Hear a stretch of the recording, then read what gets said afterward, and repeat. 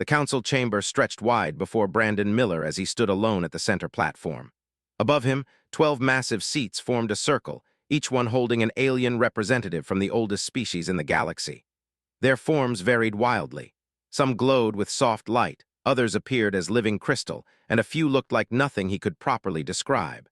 They had called him here to judge humanity, and Brandon knew the verdict before anyone spoke. The ambassador rose first. His body towered 3 meters tall, covered in dark plates that clicked when he moved.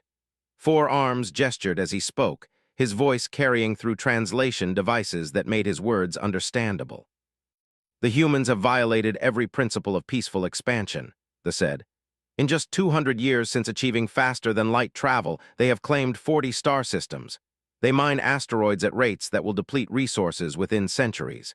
They build weapons instead of focusing on art and philosophy. They are dangerous. Brandon tried to interrupt, but the ancient elder raised one translucent appendage for silence. The elder's species had been traveling the stars for over 10,000 years. When they spoke, everyone listened. "Ambassador Miller, you will have time to defend your species," the elder said, its voice like wind through hollow tubes. "But first, let all accusations be heard." One by one, the other council members added their complaints. The humans expanded too fast. They asked too many questions about weapons technology. They refused to share all their research. They were too competitive, too ambitious, too unpredictable. The words piled up like stones, each one heavier than the last. Finally, the elder turned its attention to Brandon. "You may now speak for your kind." Brandon took a deep breath. He had prepared for this moment for months, knowing it was coming. The council had been sending warnings for the past year, growing more hostile with each message. "Honored elders," he began, keeping his voice steady. "Humanity has broken no laws. Every system we have settled was unclaimed. Every resource we have taken was free for anyone to use. We have been aggressive in our expansion because we must be. Earth alone cannot support our population anymore. We need room to grow, to live, to prosper." "You grow too quickly," one of the crystalline beings said, its voice sharp. "Your population doubles every 50 years. This is madness. Our species learned long ago to control our numbers." "We are different," Brandon replied. "Humanity thrives on growth, on challenge, on reaching for new horizons. This is not wrong, merely different from your way." "It is wrong when it threatens the stability of the galaxy," they said. "We have maintained peace for 3,000 years. Your kind brings chaos wherever you go. You argue, you compete, you refuse to accept your place." "And what place is that?" Brandon asked, letting some anger show. "Beneath you, following rules made by species who achieved space travel thousands of years before us. We are new to the stars, yes, but we are not children to be ordered around." The council chamber fell silent. Several of the aliens shifted in their seats, uncomfortable with his direct words. The elder leaned forward. "Your pride is noted, Ambassador Miller. It is also part of the problem. Humanity lacks the wisdom that comes with age. You rush forward without thinking of consequences. You see the galaxy as something to conquer rather than something to join peacefully." "That is not true," Brandon said. "We want to be part of this community. We want to trade, to learn, to share what we have discovered. But every time we offer something new, you tell us to slow down. Every time we propose an idea, you say we are too young to understand. You do not want partners. You want us to sit quietly and accept whatever you decide." The elder's form seemed to pulse with light. "We have reached our decision. The Galactic Council has voted, and the result is unanimous. Humanity is hereby exiled from all recognized galactic territories. You have 30 days to withdraw every colony, every station, every ship from Council space. After that deadline, any human presence will be met with military force." The words hit Brandon like physical blows. He had expected something harsh, but not this. Complete exile, banishment from the entire galactic community. "You cannot do this," he said, hearing his voice rise. "We have families on those colonies, people who have lived there for generations. You are condemning millions of humans to be uprooted from their homes. You will be confined to the Sol system and a buffer zone extending 10 light years in all directions," the elder continued as if Brandon had not spoken. "This quarantine will remain in effect indefinitely. No species may trade with humanity. No contact will be permitted. Earth and its colonies will be isolated until such time as humanity learns wisdom and restraint." 10 light years," Brandon said quietly. That is nothing. We have 40 settled systems spread across 200 light-years of space. Then you have much work to do in 30 days, the said with what might have been satisfaction in its clicking voice. Brandon looked up at the circle of alien faces staring down at him. He saw no sympathy, no understanding, just cold certainty that they were right and humanity was wrong. "You are making a mistake," he said, his voice carrying clearly through the chamber. "Humanity is strong because we face challenges, not run from them. You think isolating us will weaken us. You are wrong. We will survive this. We will grow stronger, and when we return, it will be on our terms, not yours." "Empty threats from a defeated species," the said. "Your time is over before it truly began." The elder made a gesture, and 2 security officers moved toward Brandon. They did not touch him, but the message was clear. His time here was finished. Brandon walked from the chamber with his head high, refusing to show how much this hurt. Behind him, he heard the council members begin discussing other matters as if humanity had already ceased to exist. They had dismissed his warning without thought. The journey back to Earth took 3 weeks. Brandon spent most of that time writing his report, trying to find words to explain what had happened. When his ship finally entered Earth's orbit, he felt a mix of relief and dread. Relief to be home, dread at what he had to tell everyone. President Carter met him in the landing bay. She was a small woman with hair and sharp eyes that saw everything. One look at Brandon's face told her all she needed to know. "They exiled us," she said. "It was not a question. 30 days to withdraw from all our colonies beyond the quarantine zone," Brandon confirmed. 10 light-years from Sol, that is all they are leaving us." Closed her eyes briefly, then opened them again with new determination. "Then we have work to do. Call an emergency session of the Earth government. Alert all colony administrators. Begin evacuation protocols." "Some people want to fight," Brandon said. "I have already received messages from colony governors saying they will not leave." "And throw away human lives in a war we cannot win?" shook her head. "No, we will comply with their exile. We will withdraw behind their quarantine line. But this is not defeat, Brandon. This is a delay. We will use this time wisely." "What do you mean the evacuation happened in stages over 27 days? Every human colony beyond the quarantine line had to be abandoned. Ships arrived at each world, loading families, equipment, and whatever possessions people could carry. Some colonies had been established for 3 generations. Children who had never seen Earth were now forced to leave the only homes they had ever known. Captain Cole supervised the evacuation of the furthest colonies. His ship, the Pioneer's Dream, made trip after trip, carrying refugees back to the quarantine zone. On his 5th journey, he landed on Horizon Station, a mining colony established 20 years earlier. The colonists waited in organized groups, their faces showing every emotion from anger to resignation. One man, a miner named Peter who had lived there for 15 years, approached as he oversaw the loading process. "We built this place from nothing," Peter said, gesturing at the structures around them. "We carved homes into rock, found water in ice deposits, made farms in underground caverns, and now we just walk away." "The council left us no choice," replied, though the words felt hollow even to him. "We could fight. There are weapons here, mining equipment that could be modified. We outnumber any force they would send." Put a hand on the man's shoulder. "And how many would die? Your families, your children? No, President Carter made the right choice. We leave now, but we will return someday." Peter looked at him with tired eyes. "You really believe that?" "Yes," said and meant it. The last ship left Horizon Station with 6 hours remaining before the deadline. Stood on the bridge, watching the colony fade behind them. Empty buildings stood like monuments to human ambition cut short. He made a silent promise to return someday. Back on Earth, President Carter stood before the entire planet via broadcast. Behind her, the Earth Government Council sat in somber rows. She spoke clearly, letting her words reach every human across the quarantine zone. "The Council has exiled us from the galaxy. They see us as dangerous, as something to be contained. They believe isolation will weaken us, will force us to accept their vision of what we should be. They are wrong. This exile is not our end. It is our beginning." She paused, letting the weight of her words settle. "We have been given something precious, though the Council does not realize it. We have been given freedom from their expectations, their rules, their limitations. We no longer need to make them comfortable with our ambitions.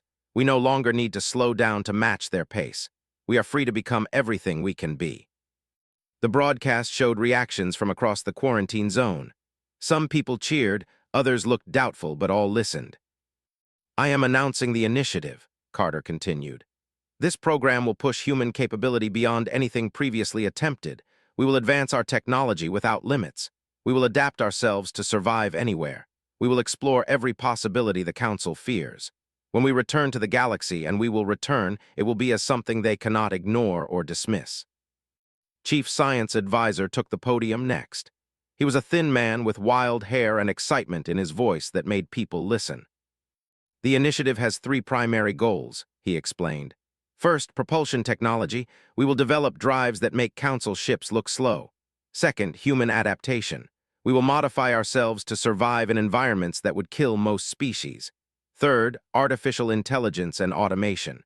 We will build systems that amplify human capability 100-fold. 5 years passed in focused effort. The initiative consumed enormous resources, but it delivered results that amazed even the scientists leading it. Dr. Phillips ran the genetic modification program from a research facility on Mars. She was 42 years old and had dedicated her entire career to human biology. Now she stood before her team, looking at results that seemed impossible. "The modifications are stable," she announced, studying data on multiple screens. "We have successfully altered human genes to allow survival in point-8 gravity environments without bone loss. Radiation resistance is up by 40%. Oxygen efficiency has improved enough that humans can function normally in atmospheres other species would find unbreathable." "What about the volunteers?" asked her assistant, a young researcher named Carl. "All 50 are adapting well. No negative side effects so far. We are ready to begin wider implementation." Word spread quickly through the colonies. The modifications were voluntary, but thousands signed up immediately. Parents wanted their children to have every advantage. Colonists settling the harsh worlds within the quarantine zone needed the edge these changes provided. Within 3 years, nearly 30% of humans had received some level of genetic optimization. A new generation was being born, stronger and more adaptable than any before. Meanwhile, Engineer achieved something the Council scientists had declared impossible. In a laboratory orbiting Earth, he activated the first quantum drive prototype. The drive used principles no Council species had mastered, folding space in ways that allowed speeds twice as fast as conventional faster-than-light engines. "Test sequence complete," announced to his team, reading data that scrolled across his screen. "We just covered 50 light-years in 12 hours. That is twice the speed of any Council vessel on record." His team erupted in celebration, allowed himself a smile. This was the breakthrough they needed. With these drives, human ships could go anywhere faster than anyone else. The entire galaxy would be accessible. Captain Cole received his new ship 2 months later. The Earth's Promise was the first vessel equipped with a quantum drive. She was sleek and fast, designed for exploration rather than combat, stood on her bridge, feeling the hum of the engines beneath his feet. "Where are we going, Captain?" his navigator asked. Smiled, "Beyond the quarantine line. Into uncharted space the Council never explored. We are going to find what they missed." The Earth's Promise left the quarantine zone silently, using trajectories that avoided any possible Council patrols. Felt his heart race as they crossed the invisible boundary. This was forbidden but necessary. Humanity needed to know what lay beyond. They traveled for 3 weeks into a sector marked as unexplored on all galactic charts. When they finally found something, it took everyone's breath away. "Captain, sensors are detecting artificial structures on the 4th planet," the science officer reported, disbelief clear in her voice. Moved closer to the sensor displays. "Show me." The image resolved slowly. A city sprawled across the planet's surface, but it was ancient and abandoned. Buildings rose in elegant spirals, made from materials that still gleamed despite obvious age. At the center stood a massive structure that reached into the clouds. "How old is this?" asked. The science officer ran analysis after analysis. "Best estimate, at least 50,000 years, maybe older. This civilization existed before any current Council species achieved space travel." Ordered a landing party. He led them himself, too curious to stay on the ship. They walked through streets of a dead civilization, their boots leaving prints in dust that had settled for. The architecture was beautiful, clearly built by beings with aesthetic sensibilities beyond mere function. They entered the central structure and found walls covered in writing. Their translation programs struggled, but managed to convert enough to understand the basic message. This was a memorial, a record left by a species calling themselves the predecessors. They had achieved technological heights that made current galactic civilization look primitive. They had ruled the entire galaxy once. And then they vanished, leaving only ruins behind as silent testimony to their existence. "Captain, you need to see this," one of his crew called from a chamber deep within the structure. Found them standing before a massive door covered in symbols. The translation program worked slowly, but the meaning became clear. This was a vault, and it was intended to be found by whoever came after. "Can we open it?" asked. His engineer studied the mechanism. "The lock is based on problem solving. We need to demonstrate intelligence to gain access. Give me a few hours." It took 3 hours, but the door finally opened. Inside, they found data crystals arranged in careful rows. Thousands of them, each one containing information from the predecessor civilization. Technology, history, science, philosophy. Everything they had learned over millions of years of development. Held one crystal carefully, feeling its weight. This changed everything. The Council had exiled humanity, thinking isolation would keep them contained. Instead, humanity had found something the Council species never discovered. Knowledge and technology that could transform them into something far beyond what they had been. "Copy everything," ordered. "Every crystal, every piece of data. This is coming home with us." Back on Earth, President Carter listened to his report with growing excitement. The discovery of the predecessor civilization and their knowledge vault was beyond anything she had hoped for. "How much of the data have we translated?" she asked. "Less than 1% so far, but what we have seen is remarkable. Their physics understanding alone is centuries beyond ours, and we are ahead of the Council in most fields. Madam President, with this knowledge, we could build ships that make ours look primitive. Weapons, shields, power generation far beyond current technology." 20 years had passed since the exile. An entire generation of humans had been born knowing nothing but life behind the quarantine line. They grew up hearing stories of the Galactic Council not as something to aspire to join, but as a threat that had tried to limit humanity and failed. Commander Monroe stood on the observation deck of New Haven Station, watching ships come and go from the colony below. New Haven was one of 30 secret colonies humanity had established beyond the quarantine zone, deep in unexplored space, where the Council never ventured. The planet beneath her held 5 million people living in cities the Council did not know existed. "Morning traffic looks heavy," her second officer commented, joining her at the window. Nodded, 3 cargo ships from the shipyards, 2 research vessels heading out for survey missions, and a passenger liner from Earth. New Haven grows larger every month.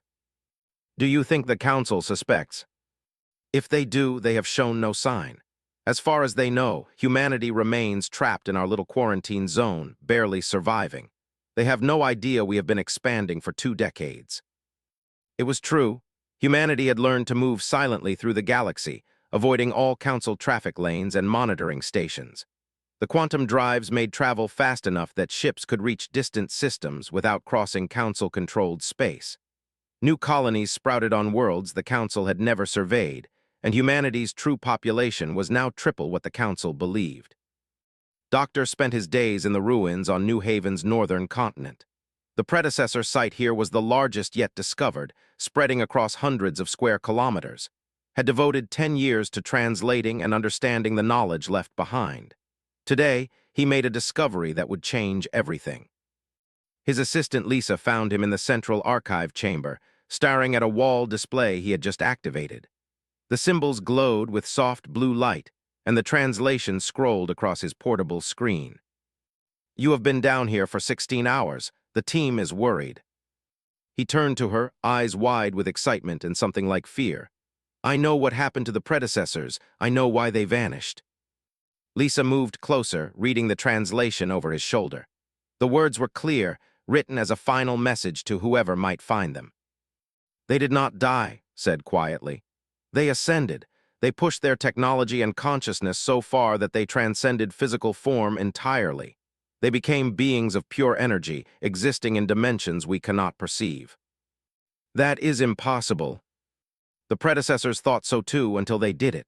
Look here, pointed to another section. They left instructions, or at least hints. Their technology was meant to be found. This entire galaxy is a testing ground. Species arise, develop, and if they prove worthy, they gain access to predecessor knowledge that can guide them toward the same ascension. Worthy how? Brought up another display. By demonstrating the right qualities: curiosity, determination, the ability to overcome adversity, and most importantly, showing mercy and wisdom even when holding power. The predecessors watched countless species rise and fall. Only a few ever discovered their ruins. Even fewer understood what they found. Lisa sat down heavily. And we found it because the Council exiled us. We explored regions they ignored because we had no choice. Yes, the Council's greatest fear made us do exactly what was necessary to become exceptional. Admiral Foster commanded the Earth Defense Fleet from his flagship, the Defiant. The fleet had grown enormous during the years of exile. 50 capital ships, each equipped with technology derived from predecessor knowledge. 200 cruisers and destroyers. 500 fighters and bombers, weapons that could punch through any known shield. Energy barriers that made ships nearly invulnerable.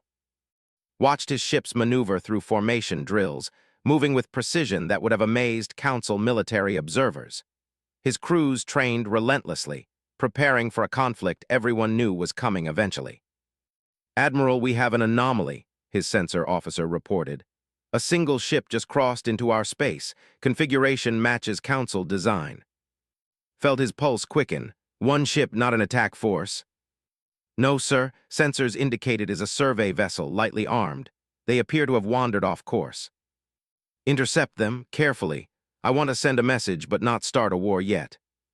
Captain Torres received the order while patrolling the border region in her cruiser, the Endeavor. She approached the Council survey ship slowly, giving them time to detect her presence. The Council vessel immediately tried to flee, but the Endeavor's quantum drive allowed to catch them easily. "Council vessel, this is Captain Torres of the Earth Defense Fleet. You have entered human territory. Shut down your drives and prepare to be escorted back to Council space." The response took a moment, likely because the Council crew was arguing about what to do. Finally, a voice came through. "This sector is uncharted. There should be no human presence here. The quarantine was clear." "The quarantine you imposed," corrected.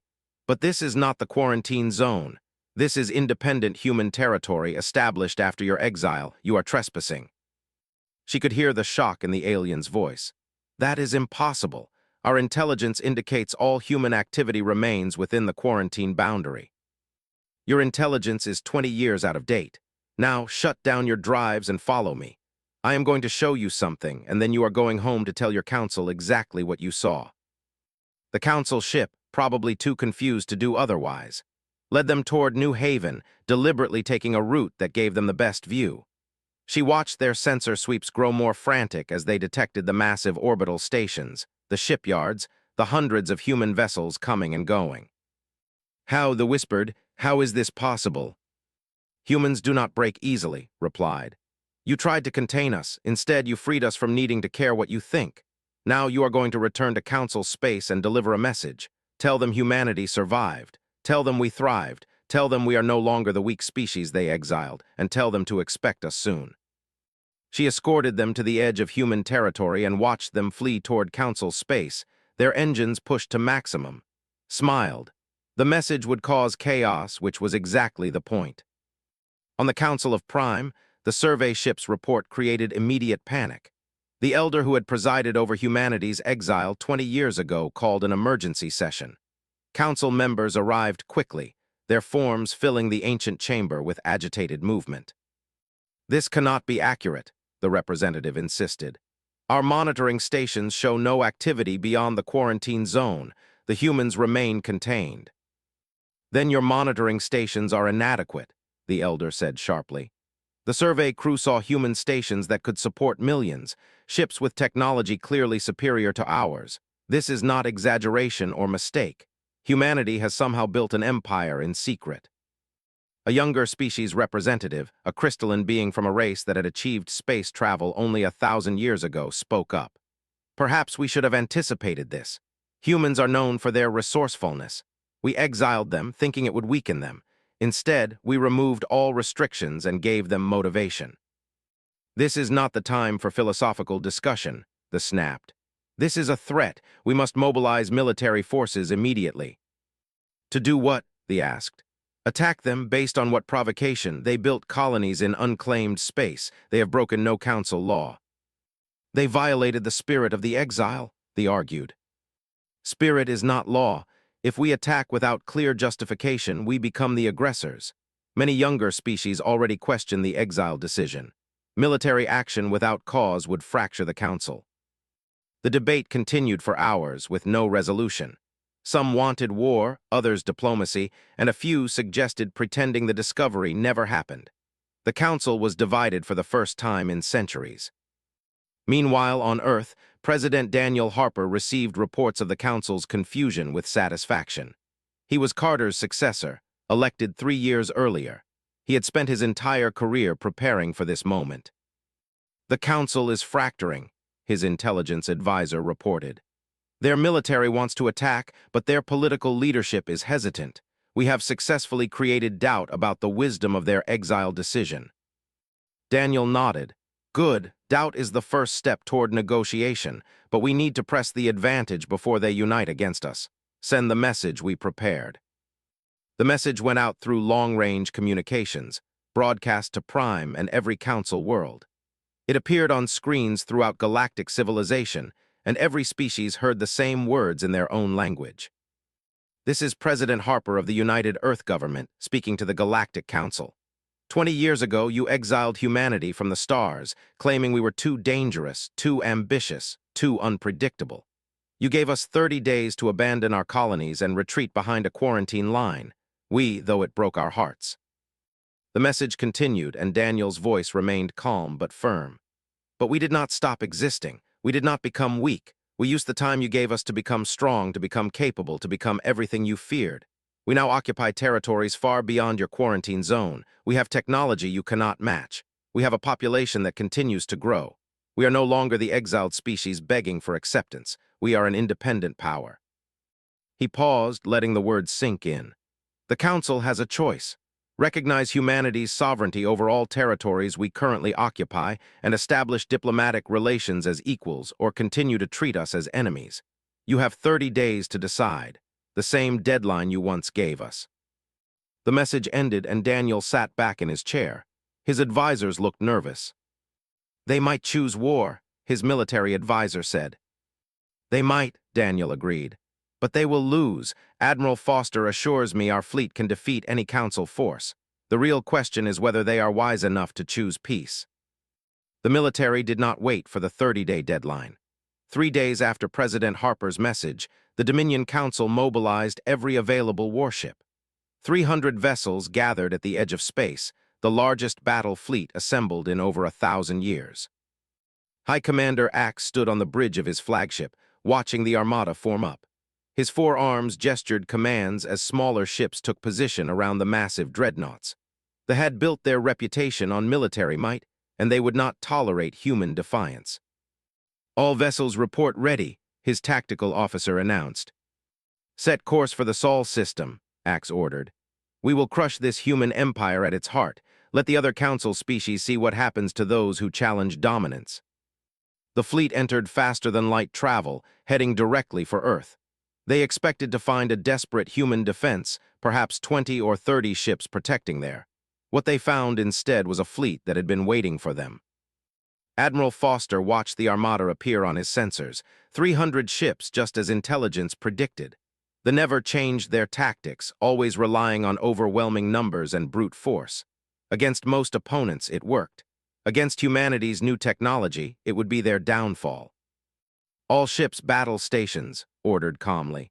Move to intercept formation, remember your training. We show them why exiling us was their biggest mistake. The Earth Defense Fleet consisted of 100 ships, outnumbered 3 to 1. But those 100 ships carried technology 20 years more advanced than anything in the arsenal. Shields based on predecessor designs, weapons that could project energy beams across impossible distances, engines that made them faster and more maneuverable than ships twice their size. The battle began at the edge of the Sol system, near Neptune's orbit. The fleet opened fire first, launching thousands of missiles and energy weapons. The barrage was impressive, filling space with deadly projectiles. Not a single one reached a human ship. The energy shields absorbed or deflected everything, glowing briefly with each impact but never failing. The commanders watched in shock as their most powerful weapons accomplished nothing. "Return fire," ordered. The human ships unleashed their weapons, and the difference was immediately clear. Beams of concentrated energy lanced across the battle space, cutting through shields like they did not exist. Each shot found its target with perfect accuracy, guided by targeting computers far superior to Council technology. Ships exploded in rapid succession. Dreadnoughts that had dominated space battles for centuries broke apart under human fire. Cruisers tried to retreat, but found they could not outrun the human vessels. Fighters swarmed forward but were eliminated by defensive systems before getting close enough to matter. Commander Axe watched his fleet being destroyed with mounting horror. In 30 minutes he had lost 100 ships. The humans had lost none. This was not a battle. This was a massacre. "All ships retreat," he ordered, abandoning any pretense of victory. "Fall back to space immediately." But even retreat proved difficult. The human ships pursued, picking off stragglers with clinical efficiency. By the time the surviving vessels reached the safety of faster-than-light travel, only 96 remained from the original 300. Two-thirds of the armada had been destroyed in less than 4 hours. Watched them flee and resisted the urge to pursue into territory. The point had been made clearly enough. He opened a general broadcast to all ships. "Excellent work. All vessels, stand down from battle stations and begin rescue operations. I want every survivor pulled from the wreckage and given medical care." His second officer looked surprised. "Sir, we are rescuing them." "Yes, we just destroyed their fleet. Now we show them that we fight only when necessary and that we treat even enemies with dignity. This is how we prove we are better than they believed." Commander Lisa led the rescue operations personally. Her team moved through the debris field, locating escape pods and bringing survivors aboard human medical ships. The aliens were confused and frightened, expecting execution or imprisonment. Instead, human doctors treated their injuries and provided food and shelter. One warrior, his plates cracked and burned, looked at Lisa with 4 eyes filled with confusion. "Why do you help us? We came to destroy your world." "Because you are defeated," Lisa replied simply. "The battle is over. You are no threat now. We do not kill those who cannot fight back. That is what separates us from those who would exile an entire species out of fear." The message of the Battle of Sol spread throughout the galaxy faster than the surviving ships could return home. Every species received the same reports. The humans had annihilated the fleet without losing a single vessel. Then they had rescued the survivors and treated them with mercy. The combination of overwhelming military victory and unexpected compassion created exactly the impact President Harper had hoped for: fear and respect in equal measure. The Galactic Council met in emergency session. The Elder looked older, its translucent form seeming dimmer than before. The representative was absent, still dealing with the disaster that had befallen their military. "We can no longer deny reality," the Elder said quietly. "Humanity has surpassed us. Their technology is superior, their military is stronger, and perhaps most importantly, they have shown restraint and mercy even in complete victory. We must acknowledge what they have become." "You mean surrender to them?" a council member asked, voice sharp with fear. "I mean accept them as equals. The exile was meant to protect the galaxy from a dangerous species. Instead, we created something far more powerful and gave them every reason to resent us. We are fortunate they offer peace rather than revenge." President Harper's second message arrived during the council debate. This time, his tone was different, less demanding, more conciliatory. "The Galactic Council fears that humanity seeks conquest or revenge. We do not. We want what we have always wanted: to be recognized, to be respected, to be allowed to exist and grow without artificial limits imposed by those who fear change. The Battle of Sol was necessary to demonstrate that we cannot be bullied or contained. But we have no desire to rule over other species or impose our will on the galaxy." Harper continued, his words carefully chosen. We propose the dissolution of the current Galactic Council and the creation of a new body. The Galactic Union, where all species have voice and vote regardless of age or military power. Where decisions are made democratically rather than by ancient decree. Where humanity can participate as true partners, not subordinates. He paused, letting the proposal sink in. We offer to share some of our technology with allied species, not weapons, but advances in medicine, agriculture, and industry. We offer mutual defense treaties. We offer cooperation in exploring the galaxy and uncovering its mysteries together.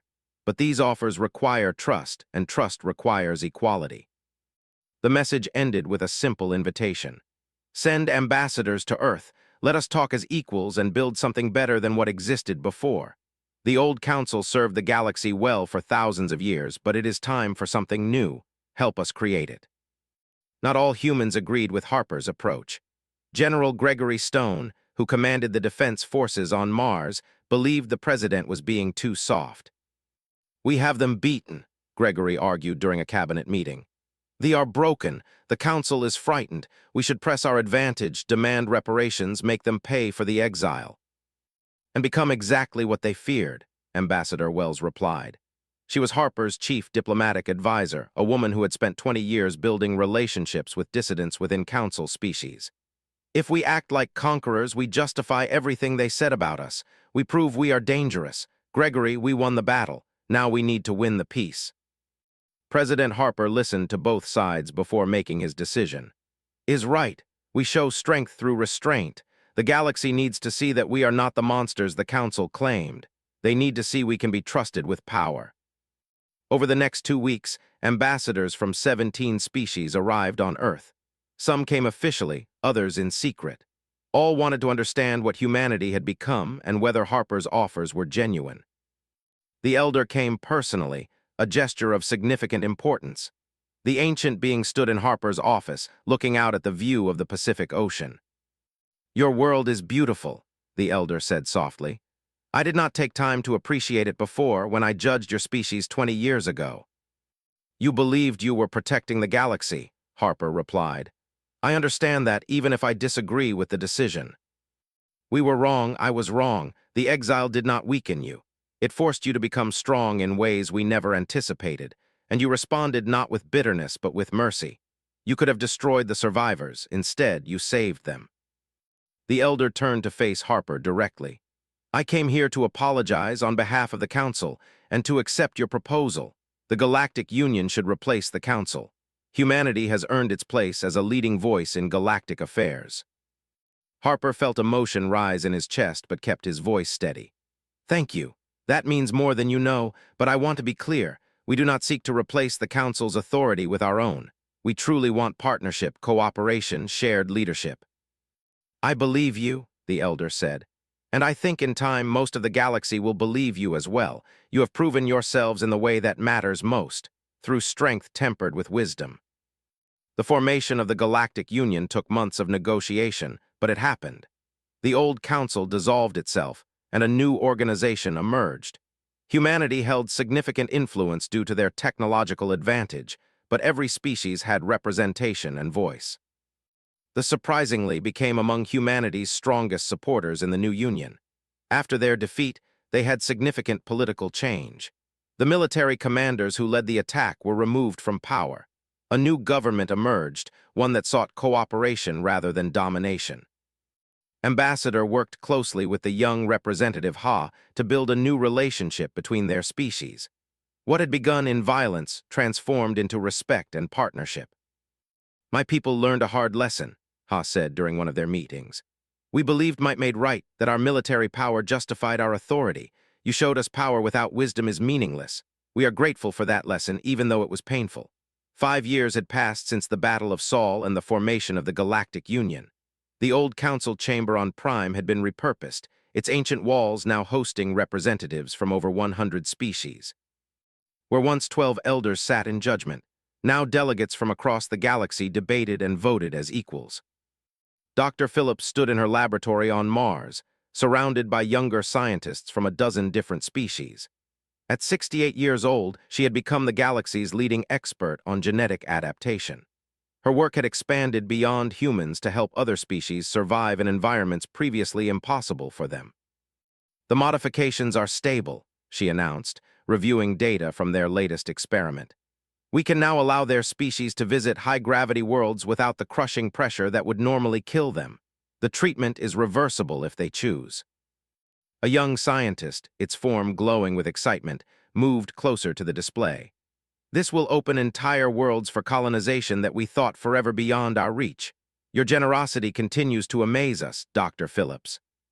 Smiled, knowledge grows when shared. Humanity learned that during our exile.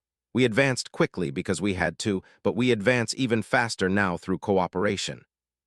The Human Technology Exchange Program had transformed the galaxy. Humanity shared carefully selected technologies with allied species, raising the baseline of galactic civilization. Quantum drives became available to all Union members, cutting travel times in half. Medical advances extended across multiple species. Agricultural techniques ended food shortages on dozens of worlds. Some technologies, however, remained classified. The most advanced weapons, the deepest understanding of predecessor science, and certain defensive systems stayed in human hands. Not from distrust, but from caution. Power given too freely could be misused. Engineer, now the Union's chief technology officer, explained the philosophy during a public address. We share what uplifts. We withhold what destroys. This is not about keeping others weak. This is about ensuring the galaxy grows stronger together without giving tools of mass destruction to those who might use them poorly. The greatest surprise of the post-exile era was the transformation of human relations. The species that had led the charge for humanity's banishment now stood as their closest allies. The relationship had been built through shared struggle and mutual respect. Ambassador worked from the embassy on the coordinating joint military operations and cultural exchanges. His counterpart, Ha, had become a close friend over the years. They sat together in his office, reviewing reports of pirate activity on the frontier.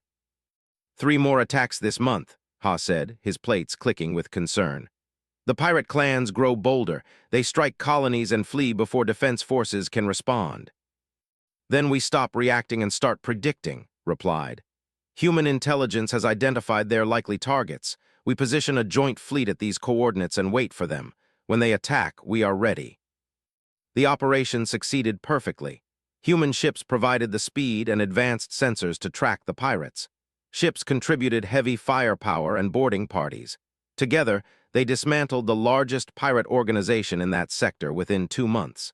It became a model for future cooperation. Doctor continued his study of predecessor ruins, now leading a team of scientists from 20 species. They had explored over 50 sites across the galaxy, each one revealing more about the ancient civilization that had come before. His greatest discovery came on a frozen world at the galaxy's edge. The ruins there were different, more intact than others. At the center of the complex, they found something that changed everything. A chamber with walls that displayed moving images showing the history of the predecessors in vivid detail. Watched transfixed as the story unfolded. The predecessors had achieved technological mastery millions of years ago. They had faced the same choice every advanced civilization eventually confronts. Use their power to dominate the galaxy or transcend physical existence entirely. They chose transcendence, ascending to a higher plane of reality. But before they left, they scattered their knowledge across the galaxy, not as a gift but as a test. Species that found the ruins would face a choice. Use the advanced technology to conquer others or use it to uplift everyone. The predecessors were watching still from their higher dimension, waiting to see if any species proved worthy of joining them. Humanity stumbled into this test by accident, explained to the Union Assembly. We found predecessor technology because we were exiled and forced to explore regions others ignored. But what matters is what we did with that knowledge. We could have used it for revenge. Instead, we used it to build something better. The revelation created intense debate throughout the galaxy. Some species viewed it as religious prophecy, others as ancient legend. But everyone agreed on one thing. Humanity had, consciously or not, made the right choice. They had proven themselves worthy.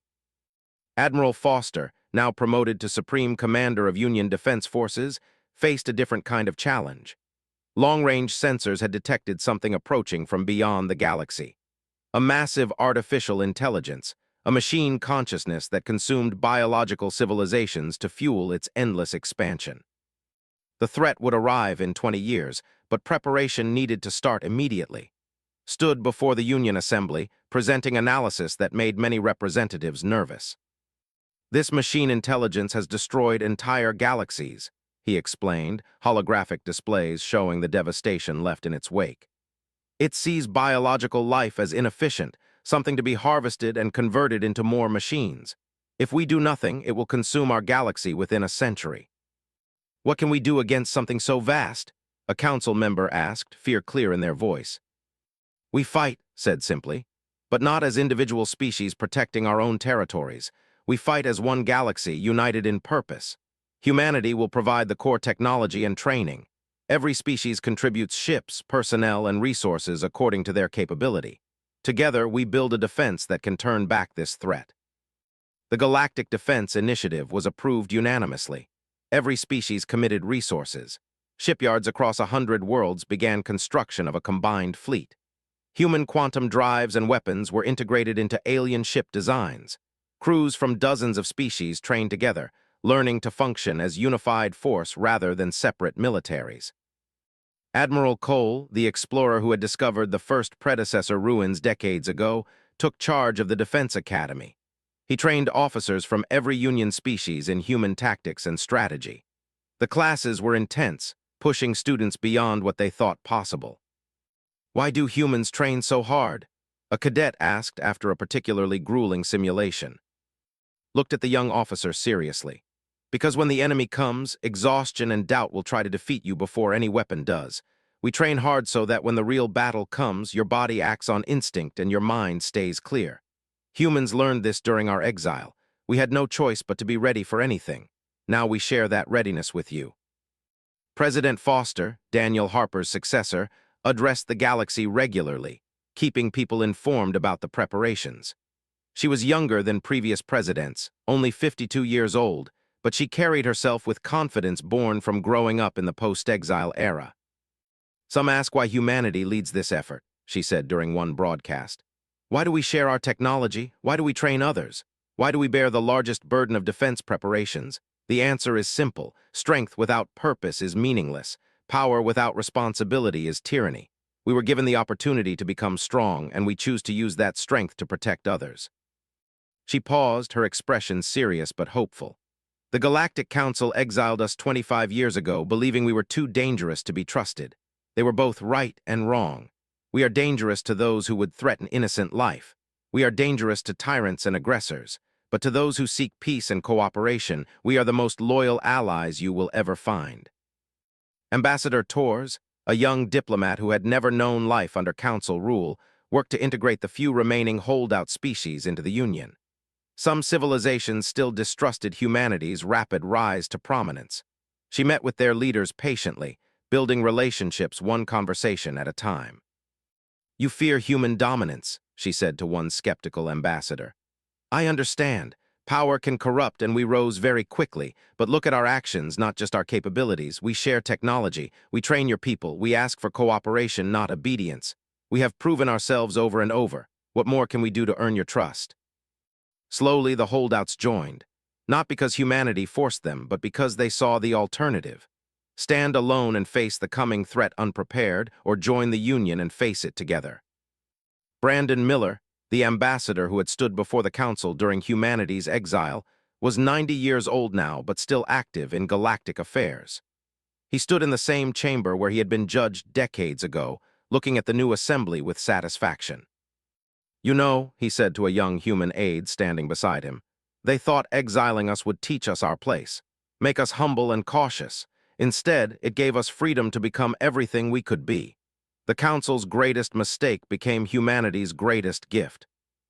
Do you forgive them? The aide asked. Brandon thought about it. Forgiveness is not the right word. I understand them. They were old and comfortable, frightened by change. We were young and reckless, pushing boundaries they thought sacred. The collision was probably inevitable. But what matters is what came after. We proved we could be trusted with power. We showed that humanity's strength includes compassion.